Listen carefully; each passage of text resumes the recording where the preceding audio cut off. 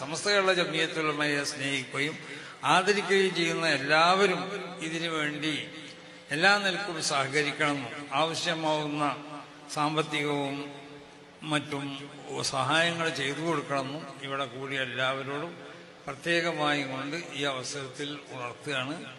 അതുകൊണ്ട് സമസ്ത കേരള ജമിയത്തുൽ ഉലമയെ ഒരു നിലക്കും അതിനെ എന്തെങ്കിലും നിലക്ക് വേദനിപ്പിക്കാനോ അല്ലെങ്കിൽ അതിൽ എന്തെങ്കിലും നിലക്കുള്ളതായ ഒരു വ്യതിചലനം ഉണ്ടാക്കാനോ അല്ലെങ്കിൽ അതിനെ ഒരു മറ്റൊരു നിലക്ക് അതിനെ ചിത്രീകരിക്കാനോ ആരും മുതിരരുത്. അത് എല്ലാവരുടെ ആ മുതിർന്നവരുടെ നാശത്തിന്റെ തുടക്കമായിരിക്കും അത്. ഈ അവസരത്തിൽ മഹാന്മാരാവുന്ന മശായിഖന്മാരെ മുൻനിർത്തിക്കൊണ്ട് ഞാൻ ഈ അവസരത്തിൽ എല്ലാവരും ഓർമ്മപ്പെടുത്തണം. അപ്പൊ അതുകൊണ്ട് സമസ്ത കേരള ജമിയത്തുൽ ഉലമയെ നിങ്ങൾ വിടുക, അതിന്റെ പിന്നിലെല്ലാവരും അണിനിരക്കുക. ആർക്കെങ്കിലും എന്തെങ്കിലും നിലക്ക് എതിർക്കണം എന്ന് ഉദ്ദേശിക്കണമെന്നുണ്ടെങ്കിൽ അവരിതിൽ നിന്ന് പുറത്തു പോയിട്ട് എതിർക്കേ, അപ്പൊ അതിനുള്ള മറുപടികളൊക്കെ നമ്മൾ ചെയ്യും. അകത്തു നിന്നുകൊണ്ടുള്ള കളി ആരെന്നും ഉണ്ടാവരുതെന്ന് പ്രത്യേകമായി ഉണർത്തിക്കൊണ്ട് ഈ മഹത്താവുന്ന സംരംഭത്തിനേക്ക് അല്ലാഹു സുബ്ഹാനഹു വ തആല എല്ലാ നിലക്കുള്ള ഖൈറും ബർക്കത്തൊക്കെ ചെയ്യട്ടെ. ബഹുമാനപ്പെട്ട ഒരു പ്രസിഡന്റിന്റെ അഭാവം ഉണ്ടായിരുന്നു. അതുകൊണ്ട് ബഹുമാനപ്പെട്ട സയ്യിദ് അലി തങ്ങൾ കുമ്പോൾ കുറച്ച് മൂപ്പരെ പോലെ നിൽക്കുന്ന ആളുകളാവണം സമസ്തയിൽ ഉണ്ടാവേണ്ടത്, സമസ്തന്റെ സ്ഥാപനങ്ങളാണ്. അപ്പൊ അവരതിന്റെ പ്രസിഡന്റായി കൊണ്ടിട്ട് ഇതിന്റെ വലിയ അധ്യക്ഷനായി കൊണ്ട് ബഹുമാനപ്പെട്ടവരെ ഇനിയിപ്പോ ആർക്കെങ്കിലും മനസ്സിലാകാത്തവരുണ്ടെങ്കിൽ അല്ലേ, മനസ്സിലാകാത്തവരുണ്ടെങ്കിൽ അവർക്ക് കൂടി അങ്ങോട്ട് മനസ്സിലായിക്കോട്ടെ എന്താണ് കാര്യം. ഈ ഉള്ളിൽ നിന്നുകൊണ്ട് കൂടെ നിന്നുകൊണ്ടുള്ള മുനാഫിക്കിന്റെ പണി വേണ്ട. പോകാനുള്ളവർക്ക് പോകാം, പോകാനുള്ളവർക്ക് പോകാം, ഒരു കുഴപ്പമില്ല, ഒരു കുഴപ്പമില്ല, ഒന്നും സംഭവിക്കാൻ പോകുന്നില്ല. ഈ പ്രസ്ഥാനം എന്ന് പറയുന്നത് ഞാൻ പല ആവർത്തി പറയാറുള്ള ഒരൊറ്റ വാക്കാ. ഈ പ്രസ്ഥാനം എന്ന് പറയുന്നത് നമ്മളിന്ന് കാണുന്ന സമസ്തയെയും ഈ ഉമ്മത്തിനെയും കൈ പിടിച്ച് നടത്തുന്ന ആളുകൾ മാത്രമല്ല ഈ പ്രസ്ഥാനത്തിന് കൂടെയുള്ളത്. ഈ പ്രസ്ഥാനത്തിനൊപ്പവും ഈ പ്രസ്ഥാനത്തിന് കൂടെയും ഈ പ്രസ്ഥാനത്തിൻ്റെ ഓരോ ചുവടുവെപ്പിലും ഇന്നും നമ്മുടെ കണ്ണുകൊണ്ട് നമുക്ക് കാണാൻ കഴിയാത്ത പണ്ഡിതന്മാരായിട്ടുള്ള ഔലിയാക്കളായിട്ടുള്ള അള്ളാഹുവിൻ്റെ ആരിഫീങ്ങളായിട്ടുള്ള ആളുകൾ ഇന്നും നമ്മൾക്ക് കാണാൻ കഴിയുന്നില്ല എന്നേ ഉള്ളൂ. അത് നമ്മുടെ കാഴ്ചയുടെ പരിമിതിയാണ്. പരിമിതികൾ എല്ലാവർക്കും ഉണ്ടല്ലോ, മനുഷ്യരെല്ലാവർക്കും ഓരോ പരിമിതികളുണ്ട് അല്ലേ. ആ പരിമിതികൾ ഓരോ മനുഷ്യനെയും ആ മനുഷ്യനെ അപേക്ഷിച്ചുള്ള പരിമിതികളാണ്. എല്ലാ മനുഷ്യർക്കും ഒരേ പരിമിതികളാണോ? അല്ല. മനുഷ്യർ ഓരോരുത്തർക്കും ഓരോ പരിമിതികളാണ്, വ്യത്യസ്തങ്ങളായ പരിമിതികൾ. എൻ്റെ പരിമിതികൾ എനിക്ക് കാണാൻ കഴിയാത്തത് കാണാൻ കഴിയുന്ന ആളുകൾ, എനിക്ക് മനസ്സിലാക്കാൻ കഴിയാത്തത് മനസ്സിലാക്കാൻ കഴിയുന്ന ആളുകൾ, എൻ്റെ ബുദ്ധിയെ അളക്കുന്ന അളവുകോൽ വെച്ച് അളക്കാൻ കഴിയാത്ത ബുദ്ധിയുടെ ഉടമസ്ഥർ, അങ്ങനെ പലതുകൊണ്ടും വ്യത്യസ്തരായ ആളുകൾ അല്ലേ. അപ്പോൾ അവിടെ ബഹുമാനപ്പെട്ട സമസ്ത എന്ന് പറയുന്നത് ആ സമസ്തയാണ്, സമസ്ത മാത്രമാണ്. ആ പ്രസ്ഥാനം മഹത്തായ പ്രസ്ഥാനം, അതിൻ്റെ കൂടെ നിൽക്കുക എന്നുള്ളതാണ് ബഹുമാനപ്പെട്ട സയ്യിദുൽ ഉലമയുടെ വാക്ക്. അതൊരു താക്കീതാ. അപ്പോൾ കഴിഞ്ഞ ദിവസങ്ങളിലൊക്കെ അവിടെയും ഇവിടെയും കിടന്ന് ചില ആളുകളൊക്കെ ചില വർത്തമാനങ്ങളൊക്കെ പറയും. ഒന്നുള്ളൂ, ഒറ്റ കാര്യമുള്ളൂ, കൂടെ നിൽക്കുകയാണെങ്കിൽ കൂടെ നിൽക്കുക. അല്ല ഇവിടെ നിന്നുകൊണ്ട് അവിടെ കുത്തുക, അവിടെ കുത്തിക്കൊണ്ട് ഇവിടെ കുത്തുക, ആ പരിപാടി അത് വേണ്ട. പുറത്ത് പോകാനുള്ളവർക്ക് പോകാം. ഇവിടെ നിങ്ങളിവിടെ നിൽക്കണം, നിങ്ങളിവിടെ നിൽക്കണം അങ്ങനെ നിർബന്ധമൊന്നും ഇവിടെ ആർക്കുമില്ല. മനസ്സിലായില്ലേ? പോകേണ്ടവർക്ക് പോകാം. ഇത് ഈ പറയുന്ന പ്രസ്ഥാനത്തിൻ്റെ മഹത്വവും വലിപ്പവും മനസ്സിലാക്കിയിട്ടുണ്ടെങ്കിൽ കൂടെ നിൽക്കും. ഇനി അതല്ല ഞങ്ങളൊക്കെ എന്തോ ഭയങ്കര കാര്യമാണ്, ഞങ്ങൾക്ക് അങ്ങനെയാണ് ഇങ്ങനെയാണ് എന്നൊക്കെ ചിന്തിക്കുന്നുണ്ടെങ്കിൽ പോകാം. അതാണിപ്പോൾ ബഹുമാനപ്പെട്ട സയ്യിദുൽ ഉലമയുടെ വാക്കുകൾ. മഹാന്മാരായ മശായിഖന്മാരെ മുൻനിർത്തി പറയുന്നു, ഇത് അങ്ങനെയൊക്കെ ഉണ്ടെങ്കിൽ അവിടെ തുടങ്ങും മറ്റു പലതും. അതൊരു തുടക്കമായിരിക്കും, അത് ഒടുക്കമായിരിക്കില്ല, അത് തുടക്കമായിരിക്കും. എന്തിൻ്റെ തുടക്കം? ഒരുപക്ഷെ സമസ്തക്കൊപ്പം നിന്നതിന് ശേഷം പിന്നീട് സമസ്തയുടെ ശത്രുവായി മാറേണ്ടി വരുന്ന അവസാനത്തിലേക്ക് അടുക്കുമ്പോൾ ആ സമസ്തയുമായിട്ട് ശത്രുതയിലേക്ക് എത്തേണ്ട ഘട്ടത്തിലേക്ക് പോകേണ്ട ഒരു സ്ഥിതിവിശേഷം, ഒരു ഗതികേട്, ആ ഗതികേടിൻ്റെ തുടക്കമായിരിക്കും അത്. അപ്പം അതുകൊണ്ട് ഈ പ്രസ്ഥാനത്തോട് കളിക്കുമ്പോൾ കണ്ടും മനസ്സിലാക്കിയും കണ്ടറിഞ്ഞും കൊണ്ടറിഞ്ഞും ഒക്കെ കളിക്കുന്നത് നല്ലതായിരിക്കും. അത്രയേ പറയുന്നുള്ളൂ, അത്ര മാത്രമേ പറയുന്നുള്ളൂ. ഇവിടെ നിന്നുകൊണ്ട് എന്തെങ്കിലും ഈ നിഫാക്കിൻ്റെ പണിയെടുത്തുകൊണ്ട് അങ്ങോട്ട് തിരിപ്പുണ്ടാക്കാം എന്നൊന്നും കരുതണ്ട. മനസ്സിലായില്ലേ? ഇവിടെ ഏതൊരു മനുഷ്യനെ സംബന്ധിച്ചിടത്തോളവും, ഏതൊരു വിശ്വാസിയെ സംബന്ധിച്ചിടത്തോളവും അവന് സംരക്ഷണം ആഗ്രഹിക്കുന്നത് എവിടെയാ? ഈ ദുനിയാവിലല്ലെന്നേ. ദുനിയാവിലൊരു സംരക്ഷണവും ആഗ്രഹിക്കുന്നില്ല.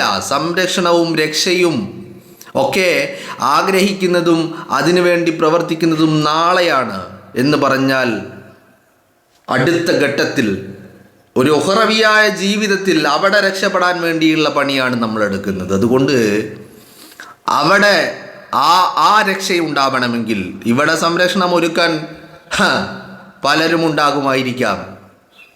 ഇവിടെ സംരക്ഷണം ഒരുക്കാൻ പലരും ഉണ്ടായിരിക്കാം. സമസ്തക്കെതിരെ സംസാരിക്കുമ്പോൾ അതിന് സംരക്ഷണം ഒരുക്കാൻ ബിദ്അത്തിന്റെ ആളുകൾ ഉണ്ടായിരിക്കാം. സമസ്തക്കെതിരെ സംസാരിക്കുമ്പോൾ അവനെ കൂട്ടി നിർത്താനും അവന് വേദി നൽകാനും അവന് സംസാരിക്കാൻ സമയം നൽകാനും പലരും ഈ പറയുന്ന അഡ്ജസ്റ്റ്മെന്റ് വേണം, വിട്ടുവീഴ്ച വേണം എന്ന് പറഞ്ഞ ആളുകൾ ഉണ്ടായേക്കാം. ഉണ്ടായിക്കോട്ടെ, ഒരു കുഴപ്പമില്ല. അതിലൊന്നും ഇവിടെ ഒരു പ്രശ്നവുമില്ല. പാത ഏതാണെന്ന് മാത്രം ഒന്ന് ചിന്തിച്ചു നോക്കിയാൽ മതി. ഇനി സംരക്ഷണം മാത്രമായിരിക്കില്ല. ചിലപ്പോൾ സംസ്ഥക്കെതിരെ സംസാരിക്കുമ്പോൾ നേട്ടങ്ങളുണ്ടാകും. എവിടെ നേട്ടം ഉണ്ടാകും? ഇവിടെ നേട്ടം ഉണ്ടാകും. ഇല്ലെന്നൊന്നും പറയുന്നില്ല. മനസ്സിലായില്ലേ? അപ്പം അതുകൊണ്ട് ആ വഴിക്ക് പോകേണ്ടവർക്ക് ആ വഴിക്ക് പോകാം. സംരക്ഷണം ഒരുക്കാൻ ചില ബിദ്അത്തിന്റെ ആളുകൾ അവിടെയും ഇവിടെയും കയറിക്കൂടിയ ചില ബിദ്അത്തിന്റെ ആളുകളുണ്ടല്ലോ.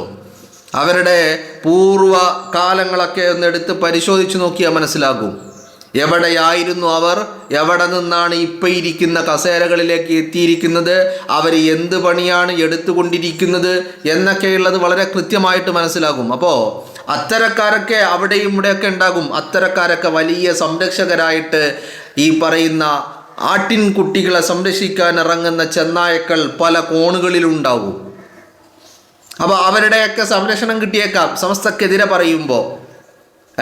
ഇനി ഈ സമസ്തക്കെതിരെ പറയുമ്പോൾ കൂടെ നിന്ന് സമസ്തക്കെതിരെ എന്താ പറയേണ്ടത്, കാഹളം മുഴക്കാൻ പലരും അവിടെയും ഇവിടെയും സോഷ്യൽ മീഡിയകളിലൊക്കെ ഉണ്ടാകും. വലിയ സപ്പോർട്ടൊക്കെ വരും.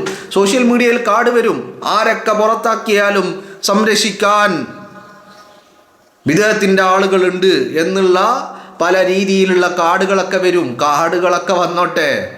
ഈ സംരക്ഷണം ഈ ദുനിയാവിൽ തീർക്കാൻ പറ്റുന്നതാണെങ്കിൽ അങ്ങ് തീർക്കണോ നിങ്ങൾ?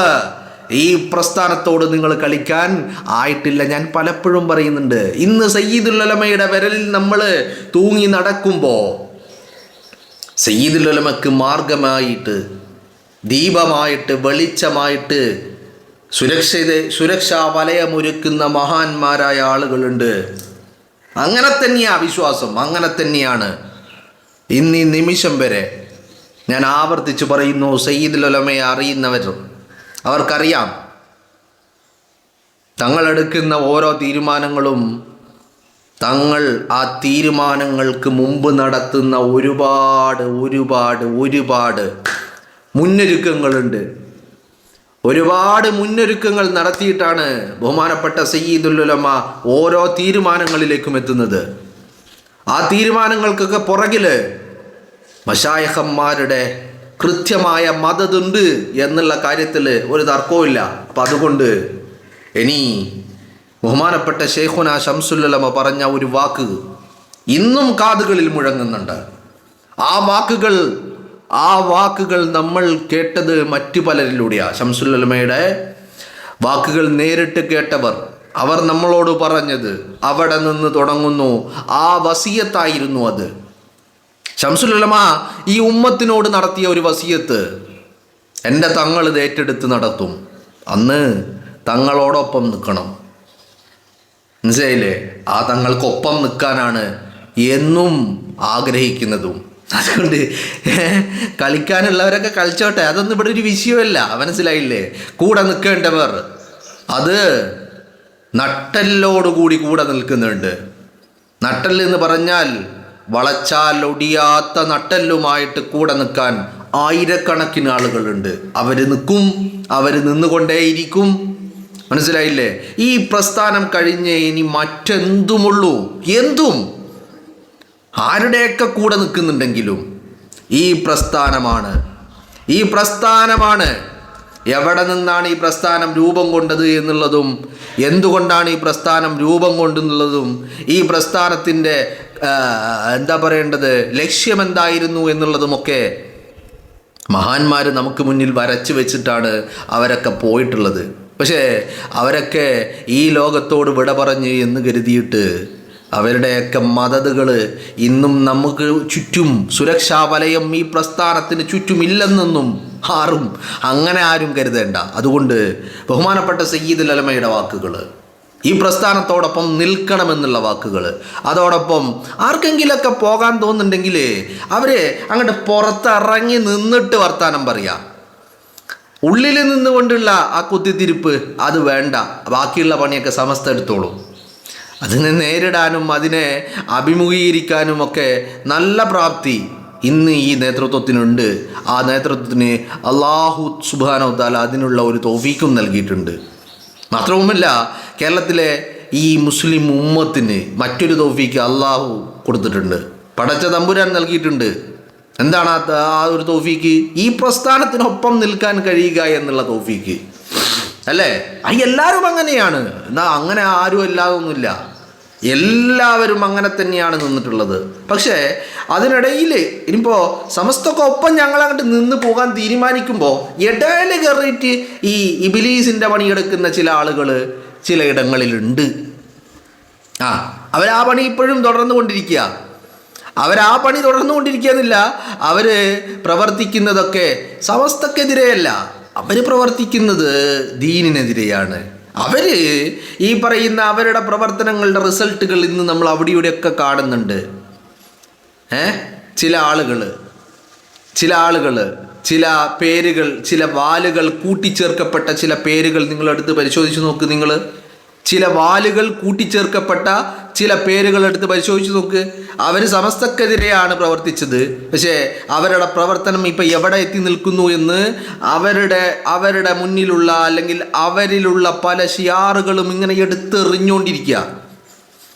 ഓരോന്നും ഇങ്ങനെ എടുത്ത് അതിനൊന്നും ഒരു വാല്യൂ ഇല്ല. അതൊക്കെ അങ്ങനെ വലിച്ചെറിയേണ്ട അല്ലെങ്കിൽ ആക്കി മാറ്റിയിരിക്കുക. പല ഷിയാറുകളെയും എടുത്ത് മാറ്റിയിട്ടാണ് ഈ പേരുകളും വാലുകളും ഒക്കെ ചേർത്ത് കൊണ്ട് ഇങ്ങനെ നടക്കുന്നത്. നടക്കുന്ന ആളുകൾ ഒരു കാര്യം കൂടി മനസ്സിലാക്കുക. അവർ ഈ നടക്കാൻ വേണ്ട ലെവലിലേക്ക് എത്താൻ വേണ്ടിയിട്ട് ഈ ഉമ്മത്തിൻ്റെ ഉപ്പും ചോറും തിന്നിട്ടുണ്ട് എന്നുള്ളതൊന്ന് മനസ്സിലാക്കുക.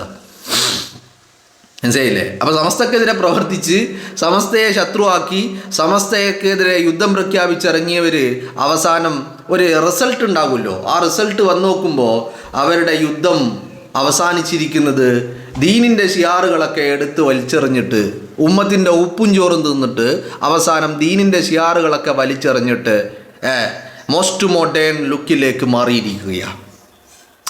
അപ്പം എന്തുകൊണ്ട് സമസ്ത നായ തൊട്ട കലം പോലെ അങ്ങോട്ട് മാറ്റി നിർത്തി എന്ന് ചോദിച്ചാൽ ഇതാണ് അതിൻ്റെ ഉത്തരം. ഇതൊക്കെയാണ് സംഭവിക്കാൻ പോകുന്നത് എന്ന് സമസ്തയുടെ പണ്ഡിതന്മാർ മനസ്സിലാക്കിയിടത്ത് നിന്ന് എടുത്തങ്ങോട്ട് മാറ്റി നിർത്തി, വളരെ കൃത്യമായിട്ട് അല്ലേ? എന്നാലോ പുറമെ നല്ല ഭംഗിയാ, നല്ല മോടിയാ, നല്ല മിനുക്ക് പണികളാ, നല്ല മേക്കപ്പുകളാ, നല്ല മേക്ക് ഓവറുകളൊക്കെ പുറം കാണാനുണ്ട്. ഉള്ളു പൊള്ളയായ മേക്ക് ഓവറുകളുമായിട്ട് നടക്കുന്ന ആളുകൾ, ദീനിനെ പറിച്ചു മാറ്റിയിട്ട് നടത്തുന്ന ആളുകൾ. എന്തുകൊണ്ടാണ് ഇതിനൊക്കെ മാറ്റി നിർത്തിയത്? അതുകൊണ്ട് മാറാൻ ആഗ്രഹിക്കുന്നവർ പുറത്ത് പോയി നിന്നിട്ട്, പുറത്തിറങ്ങിയിട്ട് വർത്താനം പറയും. ഉള്ളിൽ നിന്നിട്ട് ഇവിടെയും അവിടെയും കുത്തിക്കൊണ്ടുള്ള വർത്താനം, ആ മുനാഫിക്കിൻ്റെ പണി അല്ലാഹുവിൻ്റെ റസൂലിൻ്റെ സദസ്സിലും ഉണ്ടായിരുന്നു. ഈ മുനാഫിക്കിങ്ങൾ ആ മുനാഫിക്കിൻ്റെ പണിയെടുക്കരുത്. അത് വലിയ നാശത്തിലേക്കുള്ള പോക്കായിരിക്കുമെന്നുള്ളത് സയ്യിദുൽ ഉലമയുടെ മുന്നറിയിപ്പാണ്. ആ മുന്നറിയിപ്പ് അത് വെറും ഒരു മുന്നറിയിപ്പൊന്നല്ല, അതൊക്കെ വളരെ കൃത്യമാണ്, വ്യക്തമാണ് കാര്യങ്ങൾ എന്നുള്ളതാണ്.